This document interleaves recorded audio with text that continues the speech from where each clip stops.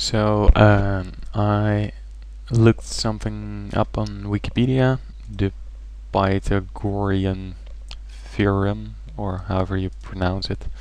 The seaside is actually this side.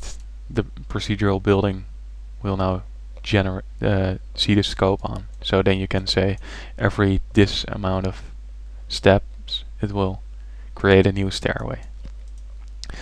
It will still squeeze it a little up and down based on your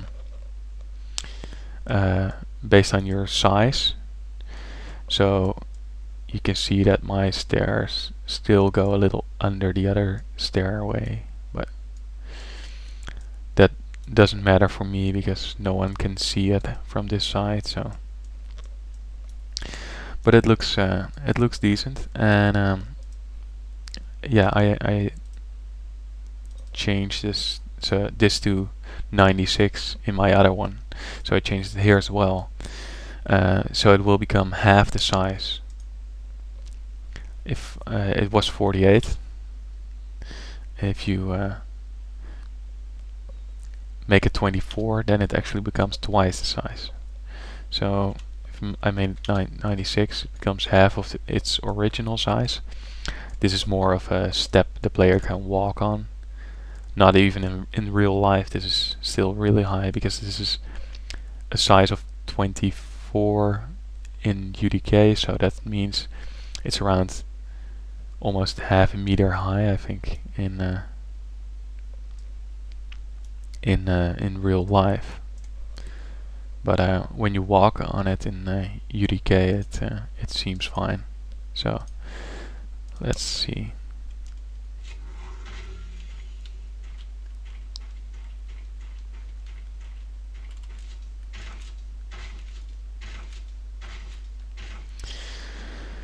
So that's our staircase. You can make it fit better if you use this and you model the stairs based on the size of this scope. If you calculate beforehand how many stairs you want to have here, then you can make this fit perfectly when you use this. But I wanted to make it more random, so in my other one I even offset the stones a little. So for me it's really helpful that it's sticking under this. And this cycle node, we can actually just replace it in this case with the repeat. So there we have it. And yeah, that's how you create a stair with this. So remember that transform with the rotation. We can actually add a translation to it, because now when we look at the this from the side, let's turn this. We can see that this is where the player can walk on. So it will clip through here. We can change that a little.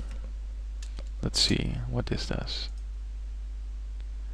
So -8 maybe. There we have it. Let's see if it still it goes a little under at the end. So we could shoot. It looks fine for me. So because I have this top edge. If you do not have that, you might want to change the X direction a little. Let's see.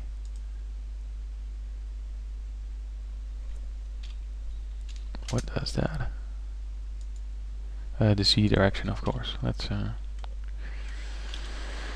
change that with a value of 8, and then it will move up a little. 16 maybe. Probably too much. Yeah. 12. Just mess around with these angles, and then you will get a nice looking stairway. And that's it. You can make, of course, these rules really complex. When you take a look at my other stairway, you can see here when I apply it.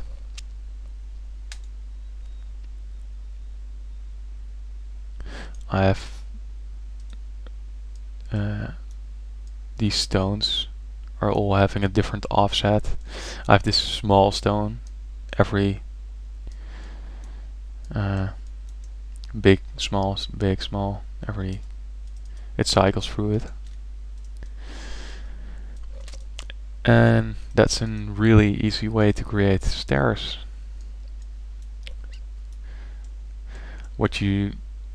So what happens when we change this? Then the rotation won't be right anymore. So you need to make sure that your calculation that you do on front, that you always do that. So the level designer or whoever is creating this keeps this in mind, and maybe you have to create a couple of rule sets so you have more flexibility. But when I change this too much, then you see the rotation gets a little off. Now when we change it a little, no one will really notice it, so you might be able to get away with it because the rotation is just a little off. We can see it here. This is lower than this, but yeah, you might get away with it. So